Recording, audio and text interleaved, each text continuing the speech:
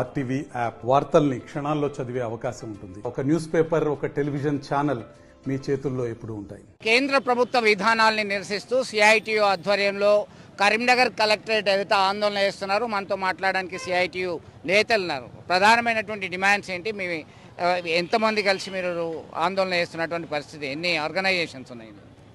ఈరోజు దేశవ్యాప్తంగా అన్ని ఎంఆర్ఓ కార్యాలయాల ముందు కేంద్ర ప్రభుత్వం తీసుకొచ్చిన 4 లేబర్ కోడ్లను రద్దు చేయాలని, అట్లాగే అందరికీ కనీస వేతనం 26,000 ఇవ్వాలని, ఈఎస్ఐ పిఎఫ్ సౌకర్యం కల్పించాలని ప్రభుత్వ రంగ సంస్థలను నమ్ముతూ ఉన్నారు. లేటెస్ట్గా బొగ్గు వేలం పాట కూడా చేసినా ఉన్నారు. ఎల్ఐసిని ప్రైవేటైజ్ చేస్తూ ఉన్నారు, డిఫెన్స్ను ప్రైవేటైజేషన్ చేస్తూ ఉన్నారు. అట్లాగే సమాన పనికి సమాన వేతనం అనేది సుప్రీంకోర్టు తీర్పు ఉంది. ఆ సుప్రీంకోర్టు తీర్పును అమలు చేయాలని డిమాండ్ చేస్తూ ఉన్నాం. ఈరోజు ఆందోళన కరీంనగర్ జిల్లాలో మొత్తం 16 మండలాలలో కూడా ఎంఆర్ఓ ఆఫీసుల ముందు జరుగుతూ ఉంది.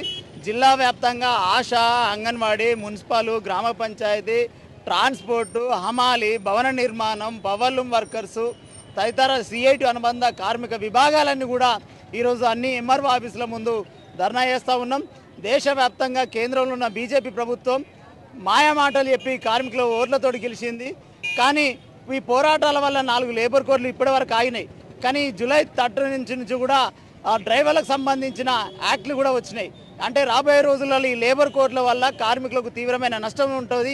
యూనియన్ పెట్టుకునే హక్కు లేకుండా పోతూ ఉంటుంది, సమ్మె చేసే హక్కు లేకుండా ఉంటున్నది. కాబట్టి కార్మిక వ్యతిరేక విధానాలు ఏవైతే ఉన్నాయో ఇవాళ దేశవ్యాప్తంగా మేము వ్యతిరేకిస్తూ ఉన్నాం.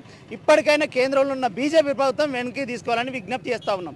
మొత్తం మీద కార్మిక వ్యతిరేక విధానాలను అనుసరిస్తున్నటువంటి కేంద్ర ప్రభుత్వం దాన్ని నిర్ణయాన్ని వెనక్కి తీసుకోవాలని డిమాండ్ చేస్తున్నారు. జూలై 10 డిమాండ్స్ డేగానే చెప్తుంది. బీజేపీ తీసుకొచ్చిన లేబర్ కోడ్ రద్దు కొరకే, అలాగే అంగన్వాడీ, ఆశా, మధ్యాహ్న భోజనం, ఐకేపీ, విఏఓ, వైద్య ఆరోగ్య రంగంతో పాటు వివిధ స్కీమ్లలో పనిచేస్తున్న స్కీమ్ వర్కర్లను సైతం కార్మికులకు గుర్తించాలి, చట్టం అమలు చేయాలి, కనీస వేతనం 26,000 ఇవ్వాలి, సమాన పనికి సమాన వేతనం ఇవ్వాలని చెప్పేసి చేస్తున్నటువంటి పరిస్థితి. బీడీ కార్మికుల అంశాన్ని కూడా తీసుకొచ్చడం జరిగింది. కోప్టా చట్టాన్ని రద్దు చేయాలనేటువంటి డిమాండ్ మరొక వైపు చూస్తున్నాం. మొత్తం మీద అందరినీ సమీకృతపరిచి సమిష్టిగా ఆందోళన చేస్తున్నటువంటి పరిస్థితిని మనం గమనిస్తున్నాం. మొత్తం మీద దేశవ్యాప్తంగా కార్మిక కర్షక విధానాల్ని, అలాగే బొగ్గుగని ప్రైవేటైజేషను ఇవన్నిటికీ వ్యతిరేకిస్తూ ఆందోళన చేస్తున్నటువంటి పరిస్థితి గమనించవచ్చు.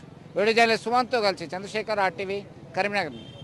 మరిన్ని వీడియోస్ కోసం ఛానల్ ని సబ్స్క్రైబ్ చేయండి. లేటెస్ట్ అప్డేట్స్ కోసం వాట్సాప్ ఛానల్ ని ఫాలో చేయండి. అండ్ లింక్ డిస్క్రిప్షన్ లో ఉంది.